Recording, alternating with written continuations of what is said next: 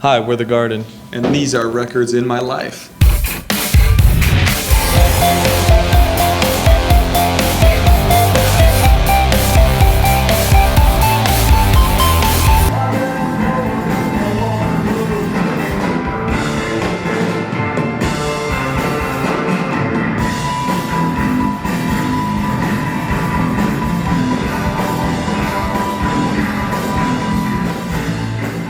Hi guys, thanks for checking out Records in My Life. We're here with Wyatt and Fletcher from The Garden. Guys, thanks for being on the show. No problem at all. Thanks for having us. How you guys doing? Doing pretty good, in a pretty healthy feeling state. And you're on the road now with Mac DeMarco and then the Flaming Lips. How's that all going for you? Flaming Lips comes a little bit later. Right now we're with Mac DeMarco. And it's honestly been a really, it's one of those things you just don't really know exactly what to expect. So it's just, you make the best out of the whole ride, Were you guys fans of Mac before the tour started? We were. Yeah, We listened to his music like from time to time, and then we became friends with him, and then we toured with him. So Yeah. we would hang out. I like all of his records. There's not one I don't like. I think they're really good. Mac, you better be watching this, bud. So you guys are bros, true brothers. When you're younger, you kind of get stubborn. I guess when you're older, you're stubborn as well. But that when you wanted to hear something and you're gonna, you got to take that shit off. And when you really wanted, is there a record like a favorite record? Oh yeah, totally. I know exactly what you're talking about. Like when I heard something that I didn't like, I'd be like, I just want to listen to this instead. And it was mostly kind of, it was more like probably like the Adolescence or like Shattered Faith or Definitely Discharge. Yeah, like maybe something like Discharge. Just like Turn that. On. As a kid, I was just like, no, I just want to listen to that, so. Turn On. That would probably be around the vibe that we're talking about.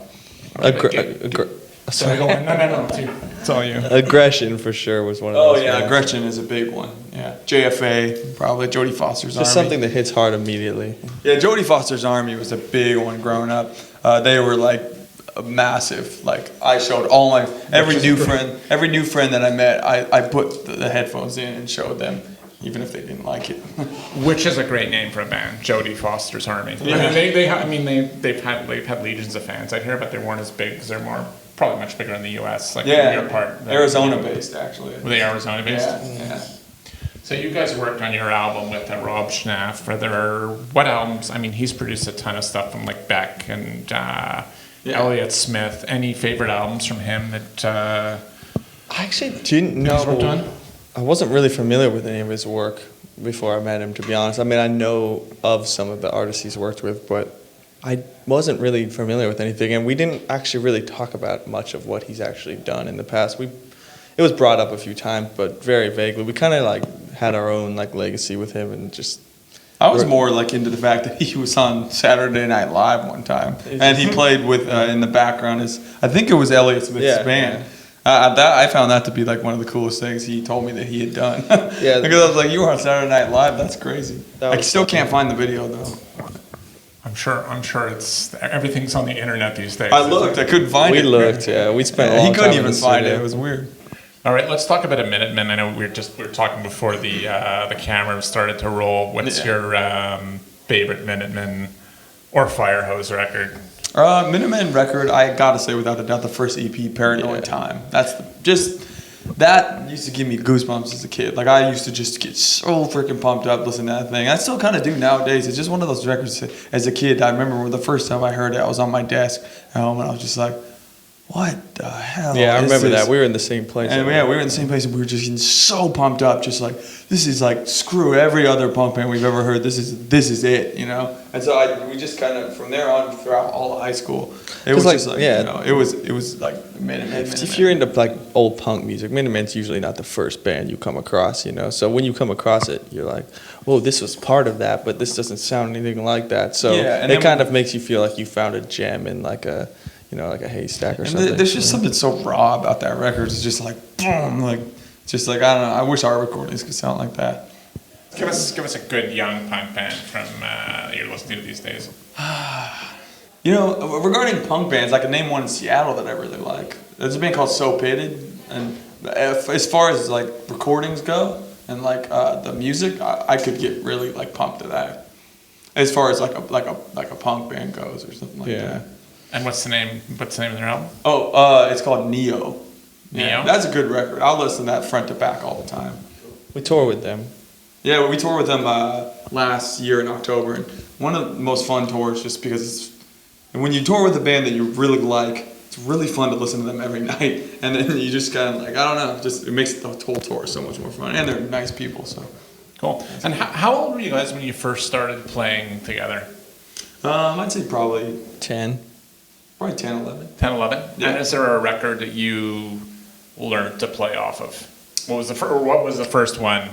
No, man, we were kind of. I think it was kind of the same thing where we just started playing, and I think we didn't really have like. in that sense. Yeah, we didn't have anything specific. I remember playing drums to Christian Death records on my headphones on the CD player because I had the old compilation that Christian Death was on called Hell Comes to Your House, and it was like a really old compilation with all these like LA Orange County punk bands, and Christian Death had a song called Dogs on there that was like really slow and like gross and kind of scary, and I remember always playing that on drums when I was like a really young kid.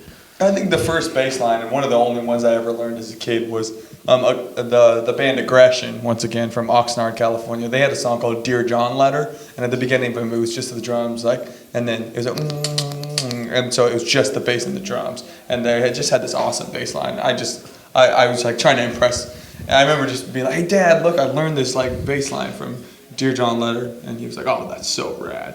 And yeah, I just like that song. It's a really good song. So what record, let's do one last album. What's a record you have a fond memory of listening to with your dad?